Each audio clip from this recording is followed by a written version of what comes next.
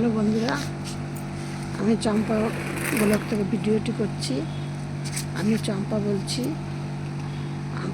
আপনারা দেখুন আমার এই গাছটিতে এই কত ছোট্ট করে একটা গাছ, 4 মাস 4.5 মাস বয়স হবে। দেখুন কত সুন্দর সুন্দর ফুল ফুটেছে।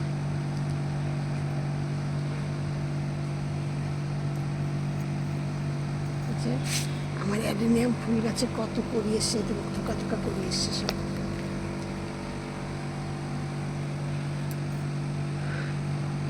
আমার ভিডিওটি আপনারা সম্পূর্ণ দেখবেন, দেখে একটু সাবস্ক্রাইব করবেন, একটু লাইক করবেন।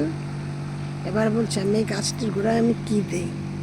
আমি এই গাছটি যখন নিয়ে এসেছি তখন গাছটি ছোটোই ছিল এবং গাছটির মধ্যে অনেক কড়ি ছিল, কিন্তু গাছটা এনে আমি গাছ নিয়ে এসে সঙ্গে সঙ্গে বসাই না, 2-4 দিন রেখে দেই, দিয়ে 10-12 দিনও রাখি, দিয়ে তারপরে যখন বসিয়েছি তারপর দেখি সেই কড়িগুলো সব হলুদ হয়ে পড়ে গেছে। দিয়ে নিয়ে আমি তারপরে কি করব ভাবছি যে কি করা যায়, দিয়ে এক্সট্রা সাল্ফ দিয়ে আমি গাছটিকে ভালো করে স্প্রে করে দিয়েছি, দিয়ে আর গাছের গোড়ায় কিছুটা দিয়ে দিলাম। দিয়ে নিয়ে তারপরে দেখি গাছটি আস্তে আস্তে যা হোক একটু ভালো হলো। আপনাদেরকে বলছি আপনারা এইভাবে গাছকে যত্ন করুন। ম্যাগনেসিয়াম কিংবা এক্সট্রা সাল্ফ দিয়ে গাছকে যদি একটু 1 লিটার জলের মধ্যে এই হাফ চামচ দেবেন, দিয়ে নিয়ে ভালো করে ঝাঁকিয়ে নিয়ে গাছকে একটু স্প্রে করে দেবেন, দেখবেন গাছ খুব সুন্দর হবে এবং গাছ খুব সতেজ থাকবে।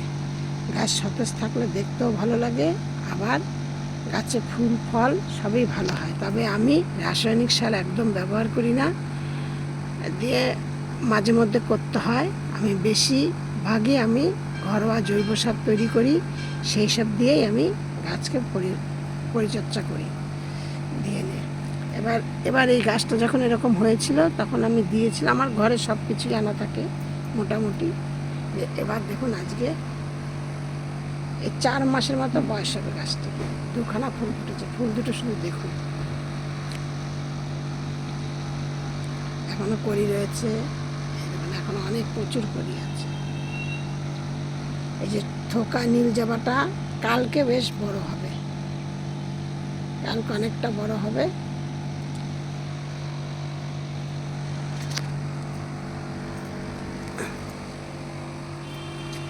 আমি এই সব গাছের জন্যই আমি সাধারণত লঙ্কা গাছের জন্য আমি ওই সর্ষের খোল, কলার খোসা, তারপরে আপনার ওই হলুদের গুঁড়ো, তারপরে এক্সট্রা সাল্ফ, এইসবই সাধারণত সব এদিক ওদিক করে মিশিয়ে গাছের জন্য ব্যবহার করি। আমি অন্য কোনো জিনিস ব্যবহার করি না।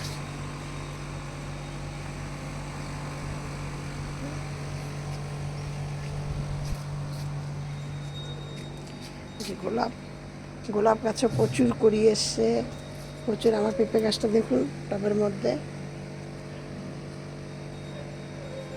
এরপরে আমি এরপরে আমি আমার 3-4 রকমের দুধটা ফুল গাছ আছে, আমি দুধটা ফুল গাছ নিয়ে একটু ভিডিও করব। গাছগুলো আমার ওর ডাল দিয়ে আমি সব গাছ কলম করেছি, দিয়ে সেই ভিডিওগুলো দেখাবো।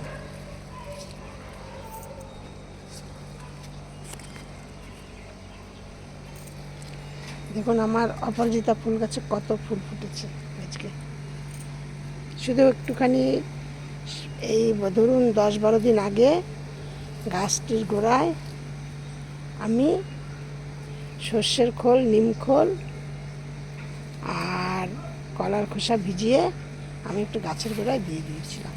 দেখুন কত পরিমাণে ফুল, প্রচুর ফুল হয়েছে। অপরাজিতা ফুল গাছে মাঝে মধ্যে খাবার দিতে হয়, এই ফুলগুলো কড়িগুলো যেই শেষ হয়ে যাবে আবার সাথে সাথে খাবার দিয়ে দেবেন, আবার দেবেন 10-15 দিন বাদে আবার কড়ি বেরোবে, আবার অনেক ফুল ফুটবে।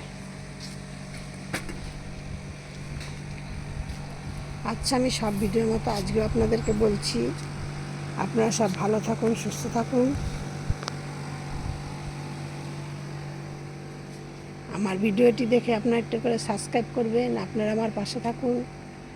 এবার নেক্সট ভিডিও আবার করব। আরেকটা কথা, আমার এই শিউলি ফুল গাছটা প্রায় 5-6 বছরের গাছ, 12 মাস ফুল দিত। আমি কখনোই মানে কেটে দেবো কখন আমি সেটা বুঝতে পারি না, সব সময় দেখি ফুল হচ্ছে, দুটো চারটে করে। যে ফুল গাছটা এই সময় বেশি হয়, কিন্তু আমার আর এই কিছুদিন আগে আমি মাসখানেক আগে আমি গাছটা কেটে দিলাম, যে এই ডালপালা বেরোলো কিন্তু ফুল হলো না, কী কারণে জানি না, না কাটিংটা করার দেরি করে হয়ে গেছে সেটা বুঝতে পারছি না।